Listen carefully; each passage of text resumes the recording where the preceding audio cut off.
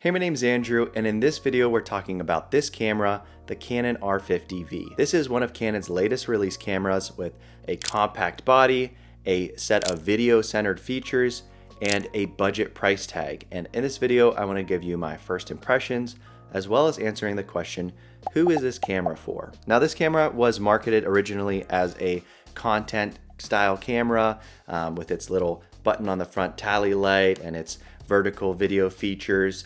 And when I first saw it, I thought, yeah, this is not the kind of camera for me. It's, too TikTok-y. As I got to look at the features, I realized this is actually probably a great option. And I got really excited to upgrade my personal B camera. And so I picked up the Canon R50V. And in this video, like I said, I want to talk about kind of my overall first impressions. I got it from day one, and so I've been using it for a while, just testing it out. So I want to talk about those different areas and the features that make it a great option. So starting off with vloggers, if you plan on doing any vlogging, this camera of course has a flip out screen. It has a little tally light, which is just a light whenever you press record, it turns on to show that you're recording. That's a nice peace of mind feature. 24-bit audio, which is pretty good for a in-body microphone. And of course it is compact and lightweight.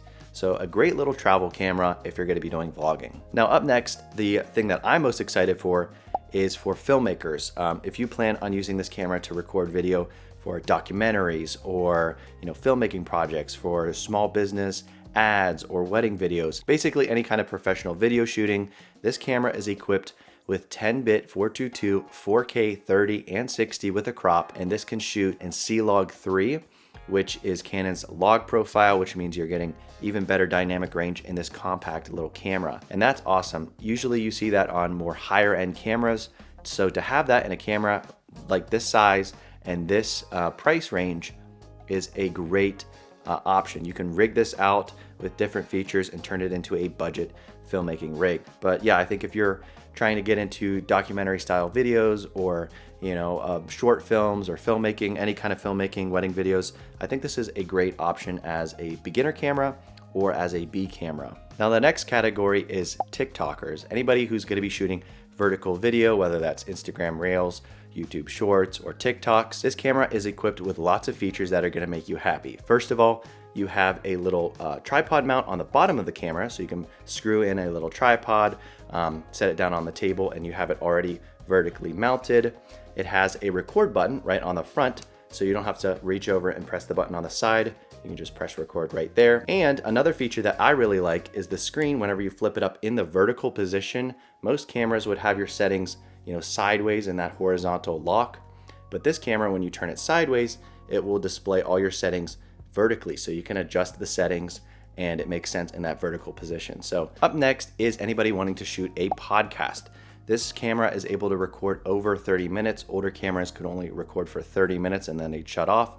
Most podcasts are going to be way longer than that. So I believe this camera can shoot up to 2 hours. So having the cheaper camera body means you could buy multiple ones, or as starting out, you can get a better quality lens. And of course, it has the longer record time. So good for podcasts as well. If you plan on doing any streaming, it has a USB-C connection. It can connect to your laptop. And the quality coming out of this camera is going to be way better than any kind of webcam out there. So having the ability to connect it to your computer, it even has a live button on the top to pull up those settings really quick. So if you want to do, even business calls or live streaming, this camera is a great option as well. So in summary, if you are planning on doing any kind of video work, whether that's vlogging, streaming, podcasts, filmmaking, vertical videos, I think this camera is a great option, and it only comes in at $650 for the camera body. Sign me up. Now I want to talk about my pros and cons. Now I haven't used it long enough to make a full official review, but right off the bat I have some thoughts and opinions. So let's start off with the pros. Of course, the camera body, compact size, the affordability, and of course, as I mentioned, all those video features, the 10-bit 422, 4K 30 with C-Log, like that is awesome.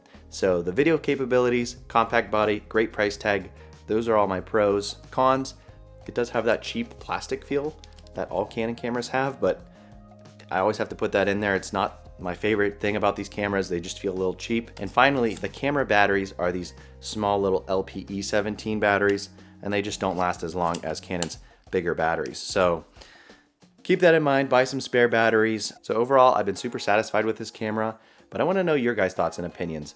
What do you think about the Canon R50V? Are you planning on getting one? Is there anything that jumps out to you as a pro or a con? Let me know in the comment section below and let's talk about this camera. If you do want to pick one up, I'll leave a link in the description. If this video was helpful, hit the like button, and if you want to see more videos about the Canon R50V or other budget gear, consider subscribing, and if you do, I'll catch you in the next video.